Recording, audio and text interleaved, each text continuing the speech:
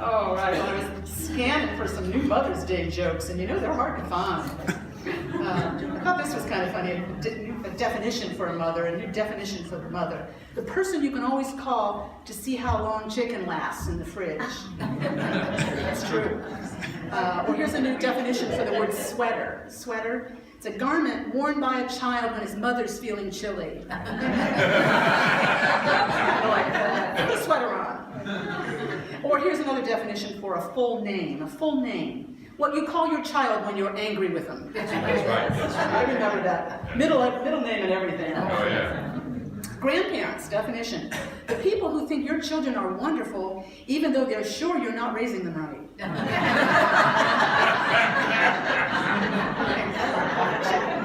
I have a few of my favorite quotes by people about their mothers. I like this one. Calvin Trillin, I've been using this for years, said, "The most remarkable thing about my mother is that for 30 years she fed a family of 5 on nothing but leftovers. The original meal has never been found." And Phil Stiller said, remember Phil Stiller? Okay. "I want my children to have all the things I couldn't afford. Then I want to move in with them." And finally, Irma Bombeck, I thought this was cute. Irma Bombeck says, "When my kids become wild and unruly, I use a nice, safe playpen. When they're finished, I climb out." Safe place. Yeah. Well, thinking about how we shine today, a lot of people, wonderful women shine as mothers. But we can all shine in our mothering, nurturing, compassionate care that we extend into the world. There's so many ways we find to shine. I'm using some strong women examples today, but really this power to shine, to radiate our gifts, our insight, our compassion into the world. It's a God-given gift, and it's a God-guided process we're all involved in. The opportunities for it are presented daily to let our lights shine. That was some of Jesus' most profound guidance for us. You are the light of the world. You are the light of the world. It says, people do not light a lamp and put it under a basket, but on a stand, and it gives light to all in the house. In the same way, let your light shine before others, so they may see your good works and give glory to God. It glorifies God to shine to share our gifts in the world. I was reading somewhere in one of my annotated Bibles, I guess, that this part of the passage about people don't put a lamp under a basket, but put it up on a stand.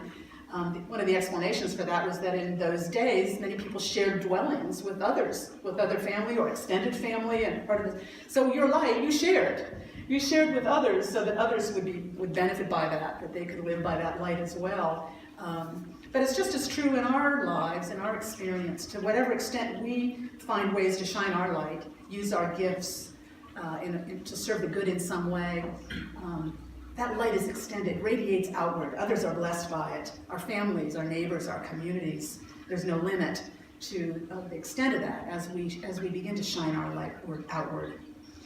So it seems to me a good question to reflect on is, what did Jesus mean by that exactly? Shine how? How are we supposed to shine? How are we supposed to let our light shine? This light that it glorifies God, that it builds up God, that it serves the good in glorious ways. I think the answer is any way we can. Shine our light in every way we can, using everything we are, using our gifts, our talents, our abilities, even our personalities, even the roles we play and the relationships we have. We shine in them. We shine through them in whatever way we can. And the great good news is about how we do that is that the Father of lights will show us. I've always loved that way of talking, that description for God. It comes from James chapter 1, the Father of lights. Every generous act of giving, every perfect gift is from above, coming down from the Father of lights. The very gifts we have to share, those abilities, they come from that Creator God. They come down from the Father of lights, which is in us. And the avenues, the ways to share them in the world, that comes from the Father of lights. Every perfect gift, every act of giving, it's inspired by God. The impulse comes from God in us. The opportunities to shine, to share our gifts, come from God in us and in our midst. This explains why opportunities arise. Just when we think we've got something new we want to share in the world, we will hear about a place to share it, won't we? Opportunities will come up and we'll think, oh, isn't that a remarkable coincidence? No, it's God in action in remarkable ways. So God inspires all the sharing and shining, and all our gifts are God-given. And we all have gifts to share. We have this tendency to downplay what we have, thinking we don't have that much to share. But we all do. We all do. We all have this inner light, as the Quakers say. We all have these shining gifts to share in the world. So I'm going to just share some examples of people who inspire me, some powerful women on this Mother's Day who inspire me. One of the ways we shine our light, of course, is in sharing our talents with the world, the wisdom we gain, the things we learn, we share them with others, and each of us has our own talent, our own set of gifts. I've always loved this idea from Ralph Waldo Emerson. If you're looking for what your calling is in life, he says, the talent is the call. The talent is the call. What are you good at? What do you love? What are you passionate about? That's the talent is the call to do, is the call to shine. And Emerson said there's one direction in which all space is open to us. And that's where our talent lies. Opportunities will arise. There's a million ways to shine, and we need them all in the world. We need everybody's gifts, even the ones we think might be very humble. We need them. I much admire a woman named Nancy Stranahan. Some of you might know her work through Arc of Appalachia, a nature preserve in southern Ohio. Highlands Nature Sanctuary is their flagship area. That's about 3,000 of their acres is that area. There used to be a place called Seven Caves down there. Those of you who've lived in the area a long time might remember that. But it's she started this nature preserve. I was a founder of it in 1995, their mission is to acquire and preserve and protect for future generations all this last remaining eastern deciduous forest, all this beautiful area that focuses mostly in southern Ohio. And in all, she's led the charge to save something like 7,000 acres now of beautiful forested land, and she's participated in well over 100 real estate closings. As people like at estate sales and things like that, and they want their land to last and to not be developed and so on. She's learned how to do all that.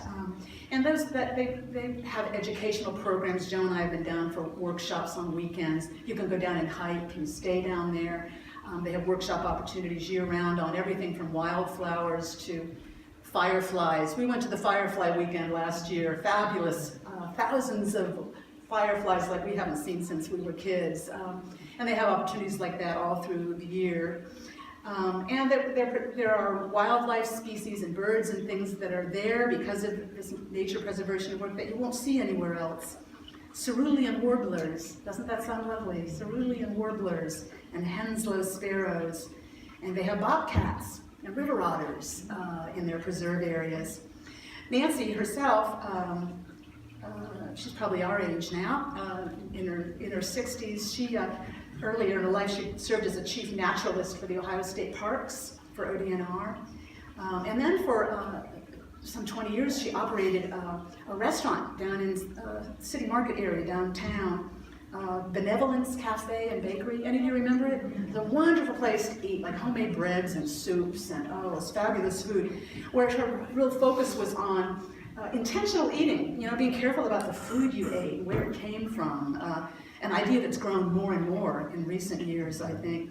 And then she got into wanting to leave a legacy, she said, and enjoying, because land preservation made her happier than anything.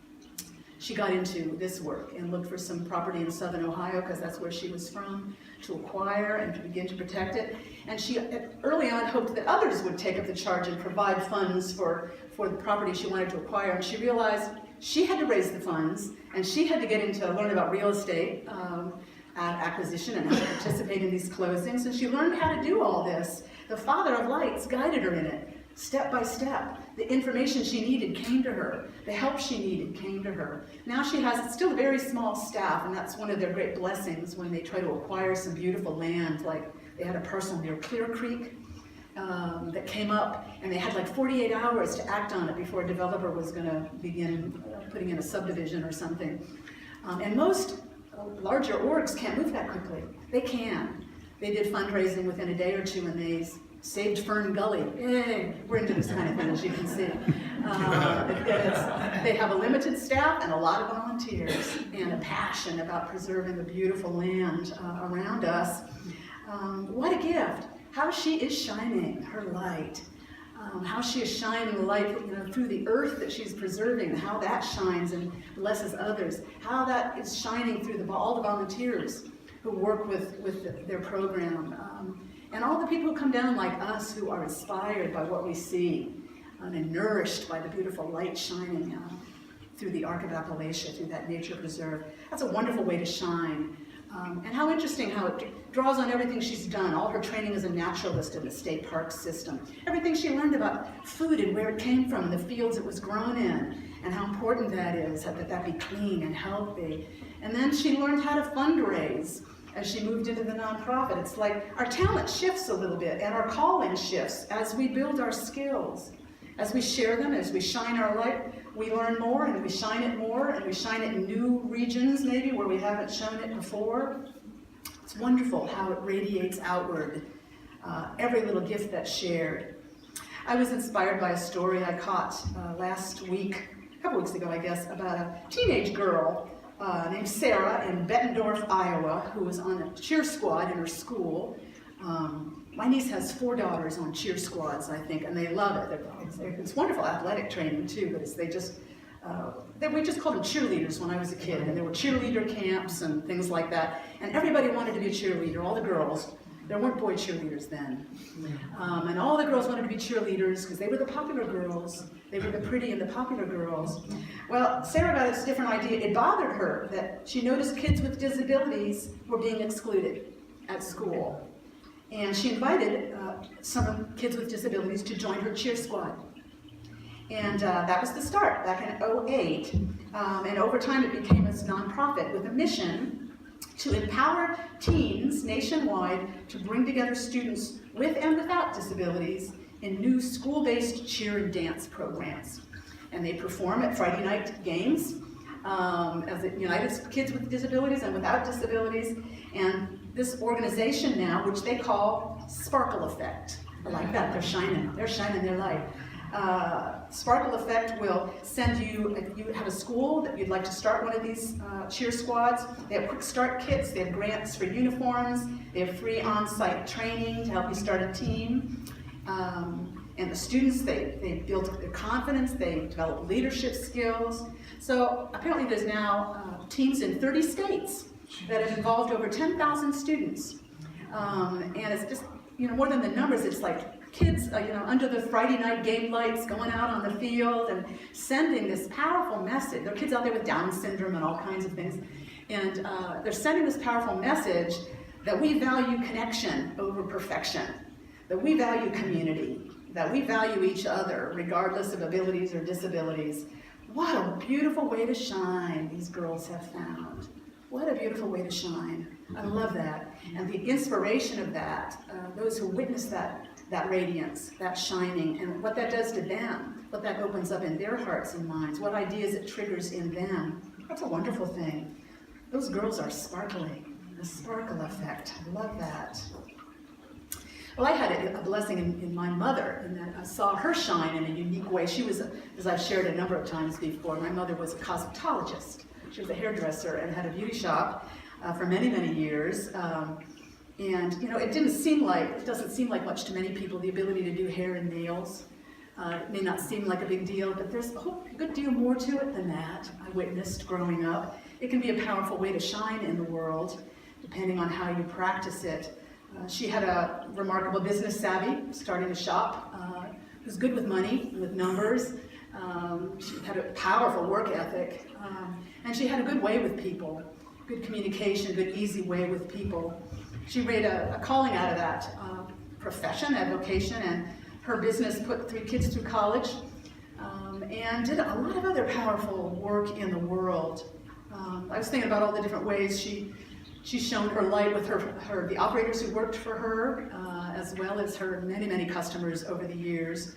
Her employees, the young women who worked for her, offered a number of challenges over the years. I remember hearing about so many of them over the years, but for her they were kind of adopted daughters, not just employees, because they would, and many was the time she would like put one, there was an apartment over the shop. She'd be putting one of the operators up there while they got their feet back under them after some challenge in their marriage or financial downturn or whatever it might be. That was a kind of a common thing while Judy's staying over the shop right now. Whatever it is, Connie's, staying in the apartment.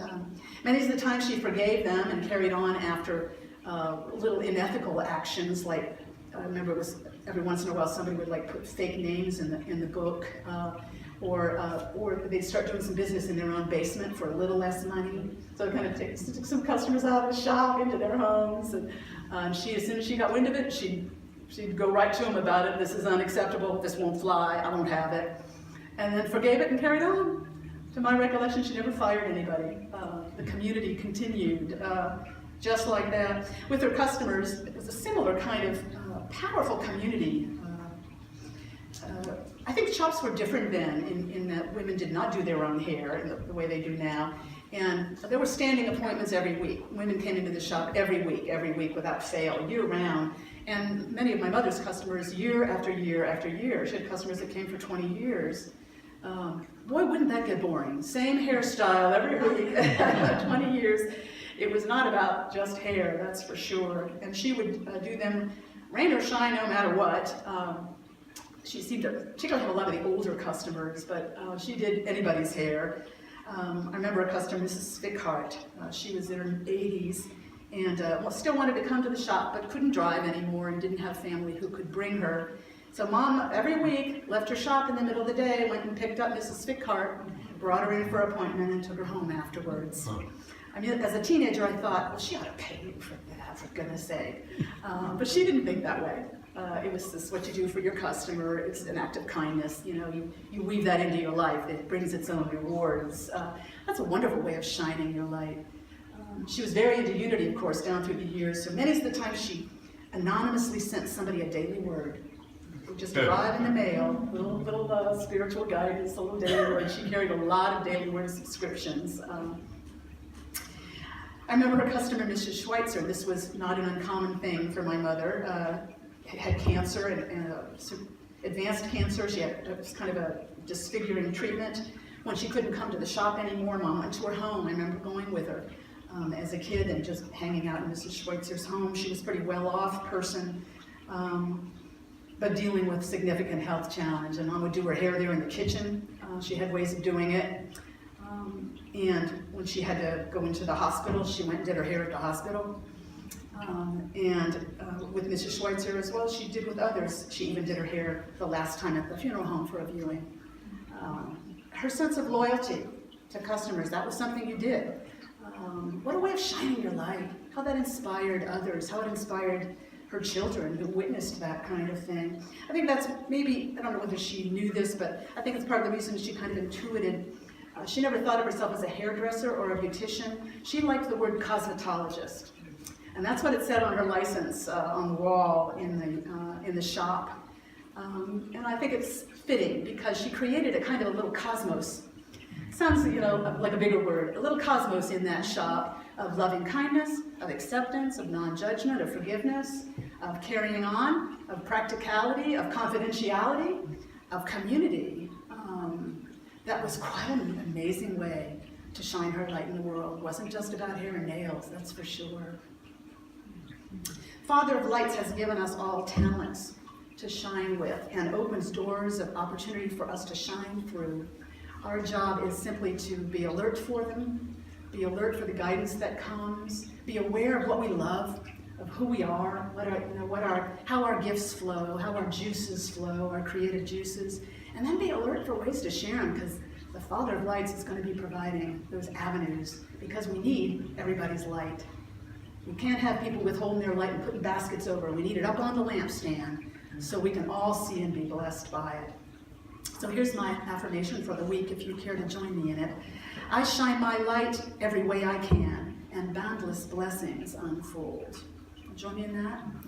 I shine my light every way I can, and boundless blessings unfold. Let's take that into prayer for a moment, affirming that truth within our hearts and our minds. We commit ourselves. We are ready and eager to share our gifts with the world, to shine our light in whatever way we can, whatever gifts we've been given, whatever talents, whatever abilities, whatever roles we find ourselves playing in life. We let the Father of lights guide us in how to shine our lights. We share our gifts freely and fully, with confidence, with joy, knowing we are being guided, opportunities are being provided, and we will be blessed, as will others. Thank you, God, for your unfailing presence with us. Amen.